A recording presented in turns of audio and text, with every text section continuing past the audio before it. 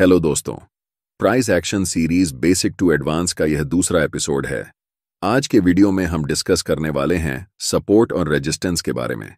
यह price action series का सबसे महत्वपूर्ण कॉन्सेप्ट है, इसलिए इसे अच्छे से समझना बहुत जरूरी हो जाता है। आज के वीडियो में इस टॉपिक को इस तरह से समझाएंगे कि आप जिंदगी भर नहीं भूलोगे।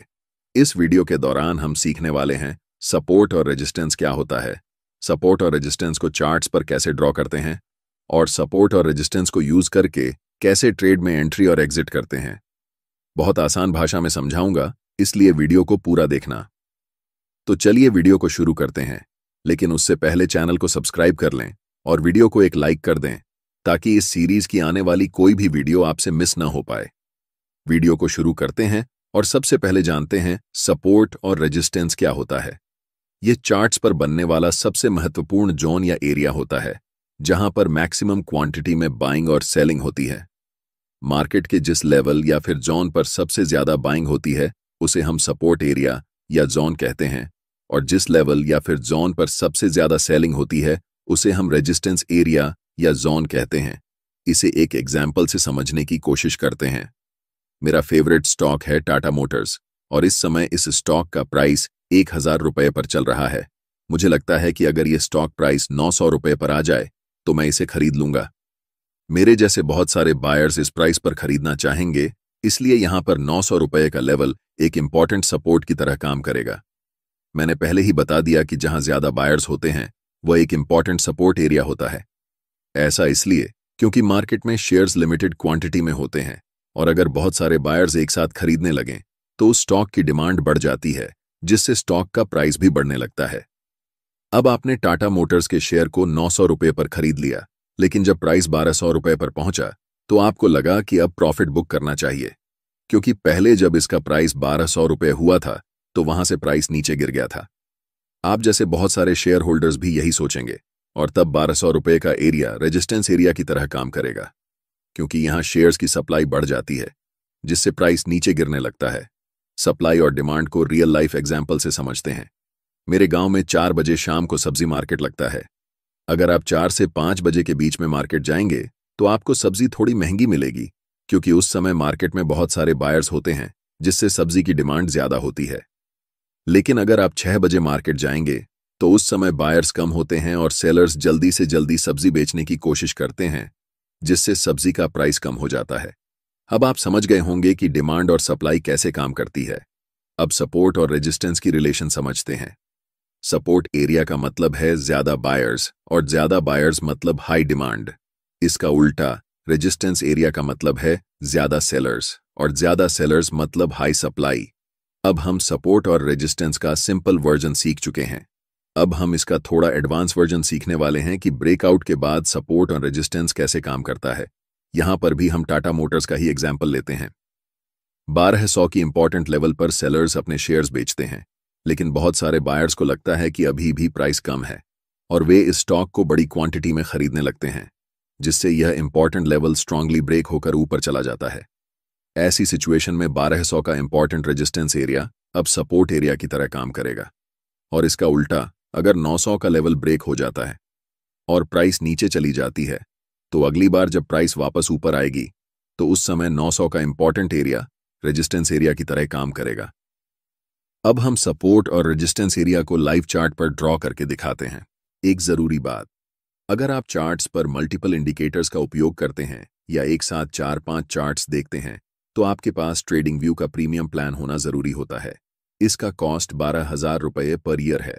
अगर आप ट्रेडिंग व्यू का सब्सक्रिप्शन फ्री में चाहते हैं तो आप अपना डिमैट अकाउंट शाम को ट्रेडिंग ऐप में खोल सकते हैं। अपने ट्रेडिंग को इंप्रूव करने के लिए सैमको में स्विच करें। सैमको आपकी ट्रेडिंग हिस्ट्री का एनालिसिस करके आपको आपकी गलतियों के बारे में बताता है, जिन्हें जानकर आप अपनी ट्रेडिंग को और बेहतर बना सकते हैं। एक ही प्लेटफॉर्म पर सभी एसेट क्लास में ट्रेड कर सकते हैं, जिसमें कमोडिटी डेरिवेटिव्स और करेंसी डेरिवेटिव्स भी शामिल हैं। यहाँ अकाउंट ओपनिंग फ्री है और पहले साल के लिए अकाउंट मेंटेनेंस भी फ्री है। म्यूचुअल फंड और आईपीओ में कोई कमीशन नहीं है। बाकी सभी एसेट क्लास में ट्रेड करने पर केवल 20 रुपए पर ऑर्डर ब्रोकरेज लिया जाता है, और यहाँ कोई भी हिडन चार्ज नहीं है। 1000 से ज्यादा स्टॉक्स पर 4 गुना लेवरेज मिलता है, जिसे आप लाइफ टाइम तक होल्ड कर सकते हैं। यहाँ पर आपको ट्रेडिंग व्यू का प्रीमियम वर्जन मिलता है, जहां आप मल्टी चार्ट लेआउट और 50 से भी ज्यादा इंडिकेटर्स का इस्तेमाल कर सकते हैं और चार्ट्स पर ही बाइंग और सेलिंग के ऑर्डर प्लेस कर सकते हैं। साथ साथ अपने स्टॉप लॉस और टारगेट को भी मैनेज कर सकते हैं। अगर आप डिस्क्रिप्शन में दिए गए लिंक से सैम को ब्रोकर ज्वाइन करते हैं तो आपको सीबी से रजिस्टर्ड एडवाइजर द्वारा दी गई रियल टाइम ट्रेडिंग एडवाइस बिल्कुल फ्री मिलेगी। अब हम सपोर्ट और रेजिस्टेंस एरिया को लाइव चार्ट पर कैसे ड्रॉ करते हैं। चार्ट्स पर सपोर्ट और रेजिस्टेंस एरियाज ड्रॉ करने के लिए सबसे पहले हमें स्विंग्स को आइडेंटिफाई करना आना चाहिए। स्विंग्स ऐसे पॉइंट होते हैं जहां से प्राइस रिवर्स होती है। स्क्रीन पर दिख रहा चार्ट 8 अक्टूबर का 5 मिनट टाइम फ्रेम में टाटा मोटर्स का है। सबसे पहले प्राइस इस पॉइंट से ऊपर गई, इसलिए इसे स्विंग लो कहेंगे। वहीं प्राइस इस लेवल पर पहुंचकर नीचे गई, इसलिए इसे स्विंग हाई कहेंगे। इसी तरह सभी स्विंग्स को चार्ट्स पर आइडेंटिफाई करते हैं। चार्ट्स पर ड्रॉ करने के लिए टूल्स में जाकर रेक्टेंगल टूल को सिलेक्ट करना है। टाटा मोटर्स की पहली 5 मिनट कैंडल का हाई एक रेजिस्टेंस की तरह काम करेगा और स्विंग लो, जहां से प्राइस रिवर्स होकर ऊपर गई, एक सपोर्ट की तरह काम करेगा। इसलिए दोनों लेवल्स पर हम रेक्टेंगल टूल का उपयोग करके एरिया ड्रॉ करेंगे। थोड़ी देर प्राइस ऊपर जाने के बाद इस स्विंग पॉइंट से प्राइस नीचे गई, इसलिए यहां पर हम एक रेजिस्टेंस लाइन ड्रॉ करेंगे। आगे प्राइस इस रेजिस्टेंस को ब्रेक करके ऊपर निकल गई। अब ध्यान देने वाली बात यह है कि यहां पर ब्रेकआउट हो चुका है, इसलिए जो लेवल पहले रेजिस्टेंस का काम कर रहा था, अब वह सपोर्ट का काम करेगा। आगे प्राइस 3 बार इस सपोर्ट एरिया पर आकर वापस ऊपर गई। यह होती है एक इंपॉर्टेंट सपोर्ट और रेजिस्टेंस लेवल की पावर। सबसे ऊपर वाले रेजिस्टेंस एरिया को प्राइस रिस्पेक्ट करके नीचे आती है। जब प्राइस वापस नीचे आई तो इसी इंपॉर्टेंट सपोर्ट एरिया से प्राइस फिर ऊपर गई। अंततः जब प्राइस सबसे ऊपर वाले रेजिस्टेंस लेवल को ब्रेक करती है, इस सिचुएशन में यह रेजिस्टेंस लेवल अब सपोर्ट की तरह काम करेगा। अब आप सपोर्ट और रेजिस्टेंस एरिया को चार्ट्स पर ड्रॉ करना अच्छे से सीख चुके हैं। अब हम सीखेंगे कि कैसे सपोर्ट और रेजिस्टेंस एरिया का इस्तेमाल करके ट्रेड में एंट्री और एग्जिट करते हैं। इस चार्ट में हमने 5 मिनट टाइम फ्रेम में सपोर्ट और रेजिस्टेंस को ड्रॉ किया है, इसलिए ट्रेड लेने के लिए हम लोअर टाइम फ्रेम का इस्तेमाल करेंगे। इस सिचुएशन में हम 3 मिनट या 1 मिनट टाइम फ्रेम में एंट्री करने के लिए हमें कैंडलस्टिक पैटर्न का खास ध्यान रखना है। अभी तक हमने आपको कैंडलस्टिक पैटर्न के बारे में नहीं बताया है, लेकिन आने वाले वीडियो में हम सभी कैंडलस्टिक पैटर्न्स को डिटेल में समझाएंगे। अभी के लिए हम 2 कैंडलस्टिक पैटर्न्स को समझते हैं। पहला हैमर कैंडलस्टिक पैटर्न और दूसरा बुलिश एनगल्फिंग पैटर्न है। ये दोनों कैंडलस्टिक पैटर्न्स अगर सपोर्ट एरिया में बनते हैं तो यह संकेत देते हैं कि प्राइस अब यहां से ऊपर जाएगी, और इसका जस्ट ऑपोजिट इन्वर्टेड हैमर और बेरिश एनगल्फिंग कैंडलस्टिक पैटर्न्स अगर रेजिस्टेंस एरिया में बनते हैं तो यह संकेत देते हैं कि प्राइस अब यहां से नीचे जाएगी। इन चारों कैंडलस्टिक्स को अभी के लिए याद रखें।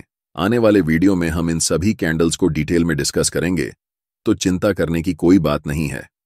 अब हम पहले 2 कैंडलस्टिक पैटर्न्स यानी हैमर और बुलिश एनगल्फिंग को सपोर्ट एरिया में खोजते हैं।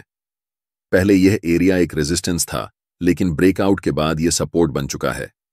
इस सपोर्ट एरिया में हमें हैमर कैंडलस्टिक दिखाई दे रहा है। ट्रेड में एंट्री करने के लिए हम हैमर कैंडलस्टिक की हाई को मार्क करेंगे। जब नेक्स्ट कैंडल इस लाइन को ब्रेक करेगी तो हम ट्रेड में बाय पोजीशन में एंट्री करेंगे।